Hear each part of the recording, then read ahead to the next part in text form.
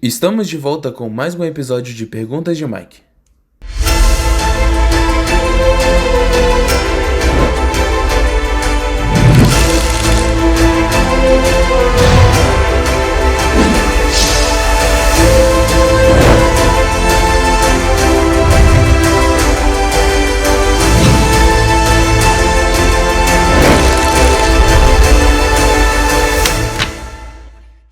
Episódio de hoje: Tempo de Angústia. O Mike é muito fã do canal DBV Mania, e hoje ele ficou feliz por conversar com a Carol e o Ricardo, líderes de desbravadores que têm um projeto muito envolvente, ensinando aos líderes dicas preciosas para ter um clube de desbravadores vibrante, envolvente e dedicado ao Senhor. Eles estão hoje batendo um papo muito legal com o Mike através da internet. Nossa, que prazer falar com vocês! O DBV Mania é muito massa. Carol e Ricardo, queria hoje tirar muitas das minhas dúvidas com vocês. E sei que podem, com sua experiência e seu estudo da Bíblia, me ajudar muito. Oi, Mike, que legal saber que você gosta da DBV Mania, viu? E do nosso trabalho. A gente está muito animado, muito obrigado pelo convite. Pode mandar suas dúvidas, porque a gente estudou muito, hein? Estamos preparados aqui. Oi, Mike, que legal estar aqui com você. Vamos lá, bora perguntar, vamos ver se a gente vai responder. Quero saber do que se trata o tempo de angústia. Eu já li as profecias, mas ainda não consigo entender direito. Li um pouco sobre o assunto e ouvi algumas pessoas falando sobre isso, mas além de não entender, fiquei muito assustado. Bom, não tem por que você ficar assustado, você vai ver. Verdade. Vamos começar com alguns versos da Bíblia. Você vai ver que depois que você entender, vai se sentir bem seguro. Você se lembra do que o anjo disse a Daniel em Daniel 12:1? Achei aqui. Vou ler. E o anjo continuou dizendo: Nesse tempo aparecerá o arcanjo Miguel, o protetor do povo de Deus. Será um tempo de grandes dificuldades, como nunca aconteceu desde que as nações existem. Mas nesse tempo serão salvos todos os do povo de Deus que tiverem seus nomes escritos no livro de Deus. Agora, leia Apocalipse 22:11 e depois a gente te explica. Já vou ler. Aqui diz: Quem é mau, que continue a fazer o mal, e quem é imundo, que continue a ser imundo. Quem é bom, continue a fazer o bem, e quem é dedicado a Deus, que continue a ser dedicado a Deus. Pronto, vamos entender? Para começar, esses dois versos estão falando sobre o encerramento do tempo da graça. Encerramento do tempo da graça? Não entendi. O que é isso? Bom, desde que Adão e Eva pecaram, uns 6.000 anos atrás, todas as pessoas tiveram a oportunidade de escolher se ficariam ao lado de Deus ou de Satanás, certo? Esse tempo todo está sendo um período de graça, quando as pessoas decidem a quem seguir com seu livre-arbítrio. Isso é, a liberdade de escolha que Deus deu. Mas justamente antes da volta de Jesus, todos que estiverem vivos naquele tempo farão a sua escolha final, até que não haja mais ninguém que não tenha feito a sua escolha, sobre o lado que vai ficar. Isso é chamado o tempo do fim da graça. E vai ser o encerramento, porque todos tomaram uma decisão definitiva. E isso vai acontecer porque o trabalho de Jesus estará todo terminado no santuário celestial, porque o povo de Deus já estará selado como justo. Eles continuarão dedicados a Deus, como você acabou de ler em Apocalipse. Aqueles que decidiram ficar contra as leis de Deus também fizeram uma escolha permanente. Continuarão a fazer o mal. Então o Espírito Santo será retirado da terra. Isso é assustador. Ficou pensando na história de Moisés no Egito, quando o anjo sozinho passou pelo Egito e todos os primogênitos do país inteiro morreram. Se um anjo bom pode fazer algo tão poderoso, imagine que perturbação um monte de anjos maus podem causar no mundo. Especialmente se o Espírito Santo não estiver aí para controlar as coisas. Sim, a tragédia será terrível. Naquele tempo se levantará Miguel, o grande príncipe, que se levanta pelos filhos de seu povo, e haverá um tempo de angústia, qual nunca houve, desde que houve nação até aquele tempo. Mas naquele tempo livrar-se-á o teu povo, todo aquele que se achar escrito no livro. Quando se encerrar a mensagem do terceiro anjo, a misericórdia não mais pedirá em favor dos culpados habitantes da terra. O povo de Deus terá cumprido a sua obra. Recebeu a chuva serôdia e acha-se preparado para a hora difícil que diante dele está. No céu, anjos apressam-se de um lado ao outro. Um anjo que volta da terra anuncia que a sua obra está feita.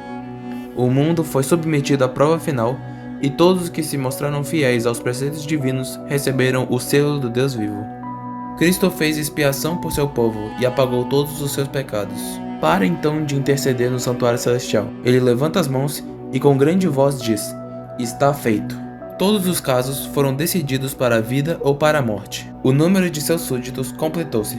Deixando ele o santuário, as trevas cobrem os habitantes da terra. Naquele tempo terrível, os justos devem viver à vista de um Deus santo, sem intercessor, pois o Espírito Santo persistentemente resistido foi, por fim, retirado. Terminou a longanimidade de Deus. O mundo rejeitou a sua misericórdia, desprezou seu amor, pisando a sua lei. A restrição que era mantida sobre os ímpios também cessa, e Satanás tem domínio completo sobre os ímpios, mergulhando então os habitantes da terra em uma grande angústia final. Ficarão às soltas todos os elementos de contenda. O mundo inteiro se envolverá em ruína mais terrível do que a que sobreveio a Jerusalém na antiguidade. E o povo de Deus será acusado de causar todos os problemas, não é? Conversei sobre isso com meu amigo Vinícius um tempo atrás. Sim, o tempo de angústia será um período horroroso para o mundo, especialmente para os inimigos de Deus, mas também será difícil para o povo de Deus, de um jeito diferente. Você já ouviu falar da história de Jeremias? Pode ler aí, ó. Jeremias 30, versículos 5, 6 e 7. Achei. Vou ler. Ouvi um grito de terror, grito de medo e não de paz. Parem e pensem. Será que um homem pode dar à luz a uma criança? Então, por que vejo todos esses homens com as mãos na barriga, com uma mulher que está com dores no parto? Por que estão todos tão pálidos? Está chegando um dia horrível. Nenhum outro pode ser comparado com ele. Para os descendentes de Jacó será um tempo de aflição, mas eles serão salvos dela. O que Jeremias quer dizer com tempo de aflição para os descendentes de Jacó? Lembra-se da história de Jacó? Sua aflição veio à noite enquanto ele e sua família estavam tentando voltar para casa. O irmão dele, Esaú, vinha ao seu encontro com um exército enorme. Jacó mandou sua família atravessar um riacho e depois lutou a noite toda com dúvidas e preocupações. Ele achava que seus problemas eram culpa dele mesmo por causa dos erros que tinha cometido no passado. Bem, ele havia mesmo cometido alguns bem grandes. Sim, ele cometeu, e agora se sentia indefeso. Ele se perguntava se a sua família seria morta. Confessou tudo a Deus e se arrependeu. Isso significa que ele lamentava, certo? Estava bem arrependido de ter enganado seu pai e de ter deixado seu irmão com tanta raiva. Sim, ele se apegou ao Senhor como a sua única defesa. Sem a proteção de Deus, ele e sua família seriam mortos. Jacó, quando lutou contra Deus à noite, disse a Deus que não deixaria ir, a menos que ele o abençoasse. Ah, eu sei bem dessa história. Ele conseguiu a bênção de Deus.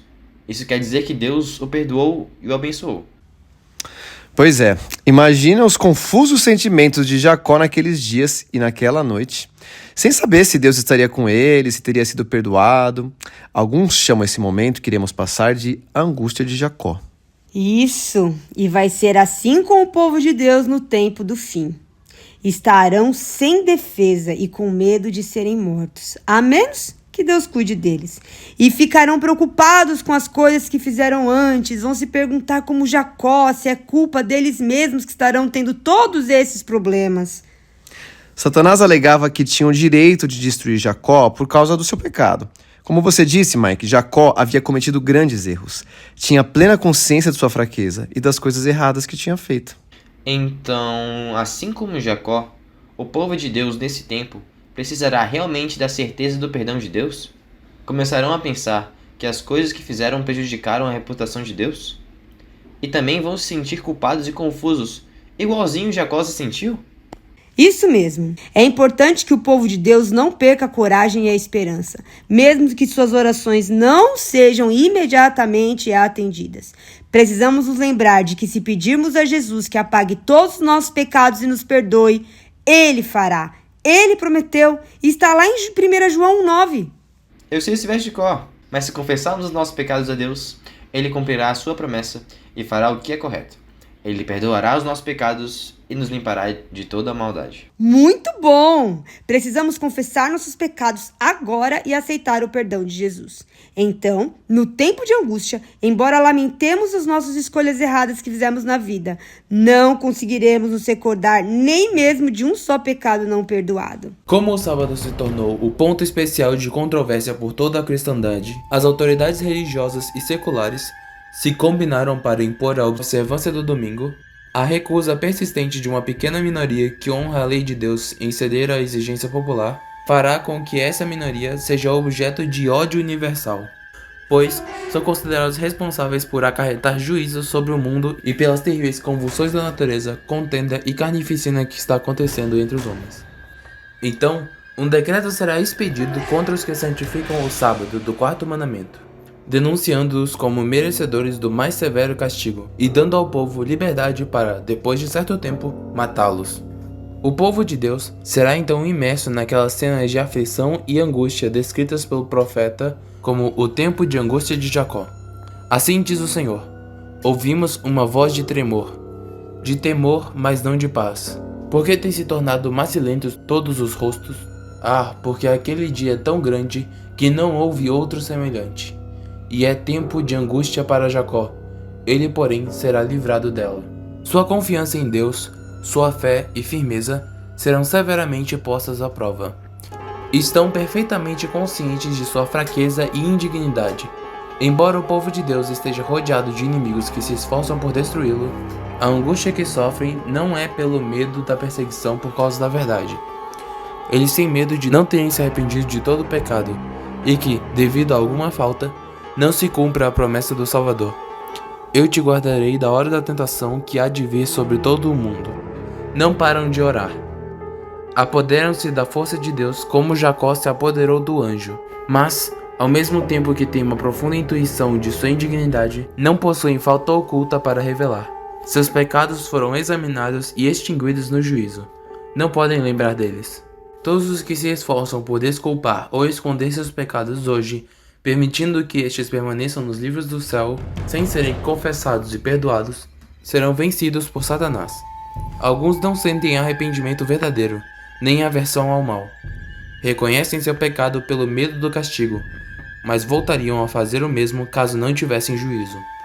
O amor de Deus para com seus filhos durante o período de sua mais intensa prova é tão forte e eterno como nos dias de sua maior prosperidade. Mas é necessário passarem pela fornalha de fogo. Sua natureza terrena deve ser consumida para que a imagem de Cristo possa refletir-se perfeitamente. Esse tempo de angústia que virá exigirá uma fé que suporte o cansaço, a demora e a fome e que não desfaleça. Hoje, o tempo de graça é concedido a todos, a fim de se prepararem para esse momento no futuro. Vamos confiar nas promessas de Deus e nos familiarizarmos agora com Ele. O momento é agora, enquanto nosso grande sumo sacerdote, Jesus, está a fazer expiação por nós no santuário celestial. Agora, devemos procurar estarmos perfeitos em Cristo. Hoje, como sempre foi, Satanás encontra nos corações humanos algum ponto em que pode obter apoio. Algum desejo pecaminoso que é acariciado, por meio do qual suas tentações têm força. É nesta vida que devemos nos afastar do pecado. Nosso precioso Salvador nos convida a unirmos a Ele, a ligar nossa fraqueza à sua força, nossa ignorância à sua sabedoria e aos seus méritos à nossa indignidade. Ah, e tem mais, viu? Outras coisas também acontecerão durante esse tempo difícil. A Bíblia nos diz que em alguns aparecerão dizendo ser Cristo. Leia aí, Mateus 24, versículo 23 até o 25. Claro, já vou ler. Um momentinho.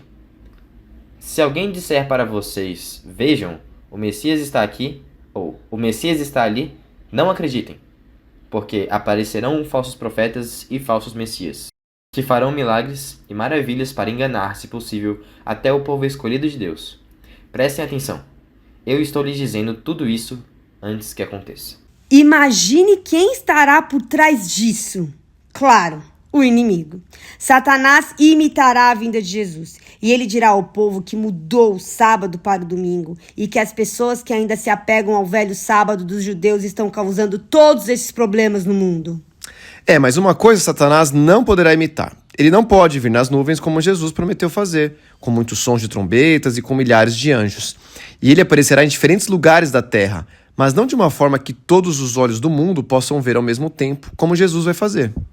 E Jesus pode fazer isso. É o que Apocalipse nos diz. Olhem, ele vem com as nuvens, e todo olho verá, até mesmo os que o atravessaram com a lança.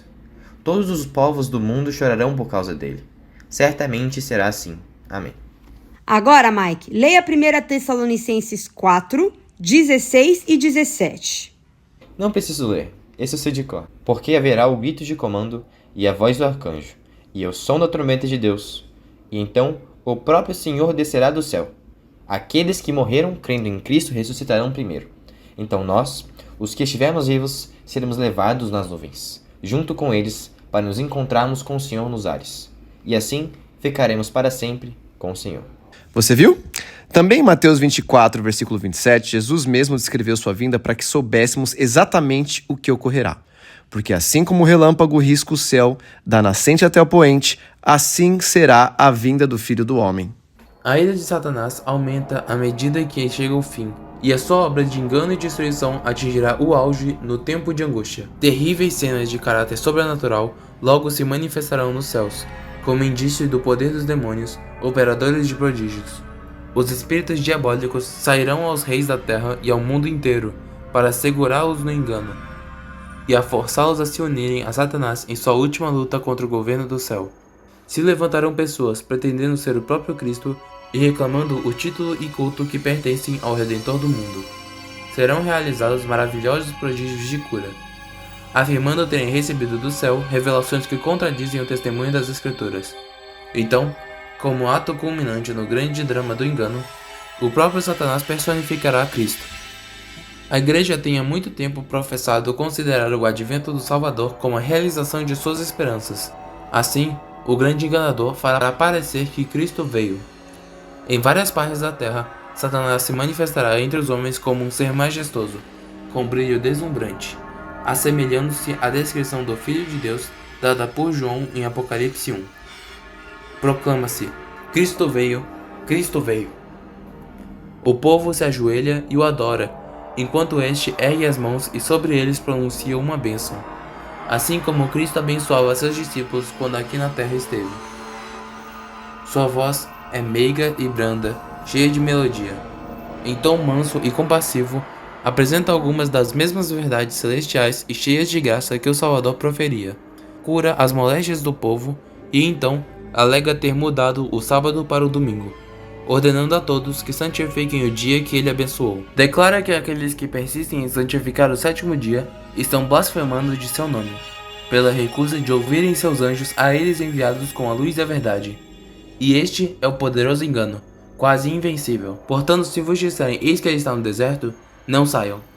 Eis que ele está no interior da casa, não acreditem.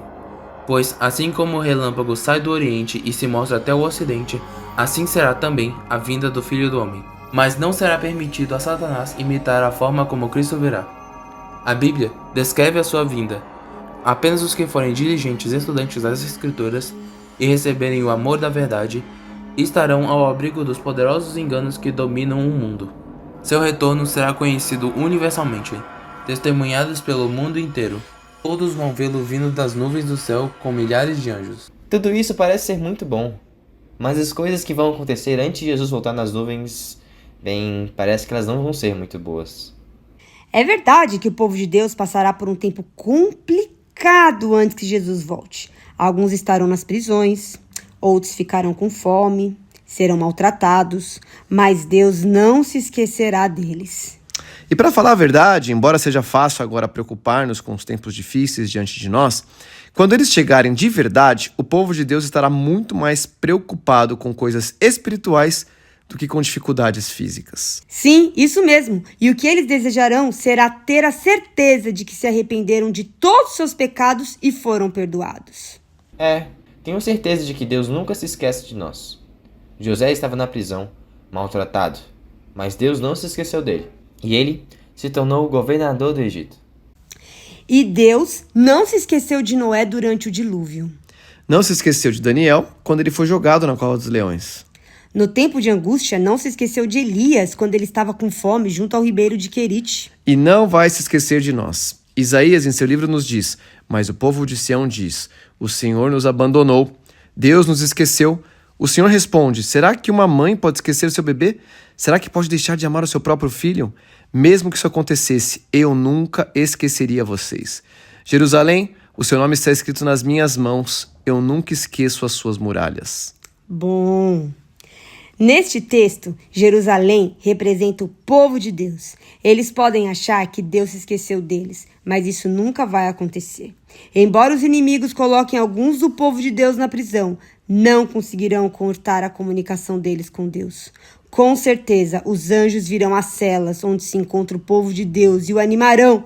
Eles trarão cânticos à noite para encorajá-lo. Agora a impressão que tenho é de que será bem melhor do que eu pensei. Ainda bem. Outras coisas também estarão acontecendo no mundo. Apocalipse descreve pragas que sobrevirão à terra. Depois você lê o que Apocalipse diz a respeito. Depois, o quarto anjo derramou sua taça sobre o sol, e ele recebeu licença para queimar as pessoas com fogo. Elas sofreram queimaduras dolorosas causadas por este fogo, e amaldiçoaram o nome de Deus, que tem autoridade sobre essas pragas. Mas não se arrependeram dos seus pecados, nem louvaram a glória de Deus. Você viu que calamidade haverá na Terra? Como é que alguém vai ficar vivo no meio disso tudo? Na verdade, essas pragas não acontecerão em toda parte ao mesmo tempo. Assim, embora ocorram em algum lugar, não estarão todas acontecendo no mundo inteiro e definitivamente não acontecerão com o povo de Deus, assim como as pragas do Egito não afetaram o povo de Israel. Talvez em um lugar haja um terremoto, em outro lugar haja fome, e assim por diante. Ainda bem que estaremos protegidos, pois vai ser terrível. Olha, Mike, a Bíblia adianta o que vai acontecer e sempre nos diz o que fazer. O Salmo 91 e o Salmo 127 são textos bíblicos muito especiais que nos ajudarão nesse período difícil. Na verdade, seria bom memorizar esses dois salmos. Eles nos ajudarão a superar muitas ocasiões difíceis. Deveríamos fazer um grande cartaz dele, para que o povo de Deus o pendure na sala e o aprenda. Que tal? É uma ideia muito boa, não é, Ricardo? Satanás impedirá muitos de estarem preparados. Fará de tudo para obstruir o seu caminho, envolvendo-os com tesouros terrestres, fardos pesados, cansativos, fazendo seu coração se sobrecarregar com os cuidados dessa vida, para que o dia de prova venha sobre eles sem que percebam. Quando o decreto promulgado pelos vários governantes da cristandade contra os observadores dos mandamentos lhes retirar a proteção do governo e forem abandonados aos que desejam destruí-los, o povo de Deus fugirá das cidades e vilas e se reunirão em grupos, habitando nos lugares mais desertos e solitários. Alguns passarão dias penosos, presos em correntes, retidos pelas barras da prisão, sentenciados à morte, mas ainda que os inimigos os lancem nas prisões, as paredes do calabouço não podem interromper a comunicação com Cristo. E anjos virão a eles das celas solitárias, trazendo luz e paz do céu. E as paredes sombrias serão iluminadas com a luz celestial. Eis que vem dias, diz o Senhor Jeová, em que enviarei fome sobre a terra, não fome de pão, nem sede de água, mas de ouvir as palavras do Senhor. Enquanto os ímpios estão a morrer de fome e pestilências, os anjos protegerão os justos, suprindo-lhes as necessidades. Alguns tentarão matá-los antes do dia marcado, mas ninguém pode passar através dos poderosos anjos que os protegem. Alguns são alcançados ao fugirem das cidades e vilas, mas as armas se quebram e caem. Outros são defendidos por anjos sob a forma de guerreiros. Com todas essas coisas terríveis acontecendo, o mundo chegará ao fim bem rápido, não é mesmo? E isso é bom, pois Jesus voltará rápido. Sim, com certeza. O fim virá mais rapidamente do que muitos esperam. Mas o povo de Deus estará seguro, pois no dia da adversidade ele me guardará protegido em sua habitação. No seu tabernáculo me esconderá e me porá em segurança sobre um rochedo. O conselho de Deus é que nos escondamos com ele em seu tabernáculo durante esse tempo de prova. Tudo isso está lá em Salmos 27, 5. E como fazemos isso? O tabernáculo de Moisés não está mais por aí. Nem um templo que os judeus construíram em Jerusalém. Já sei. É somente um jeito de falar. Você está certo, mas você estudou e sabe que existe um santuário celestial também. E não importa onde nos encontremos, nenhum tipo de problema que estejamos enfrentando. É, sim, podemos fechar os olhos e dentro da mente nos encontraremos com Jesus ao santuário celestial. Podemos esconder-nos lá com ele, não importa o que esteja acontecendo ao nosso redor. Isso é muito top. Um jeito muito legal de se esconder. Valeu, Carol e Ricardo. Foi muito bom conversar com vocês. Muito obrigado mesmo. Já me sinto mais confiante e bem mais tranquilo. Muito obrigado, Mike. A gente gostou muito dessa conversa. É sempre importante falar sobre isso. É um assunto que para algumas pessoas pode ser assustador, mas pra gente, a gente se sente preparado e confiante que quando isso acontecer, estaremos bem pertinho de olhar para cima e ver Jesus voltando. Obrigada, Mike. Ora vem, Senhor Jesus. Um beijo.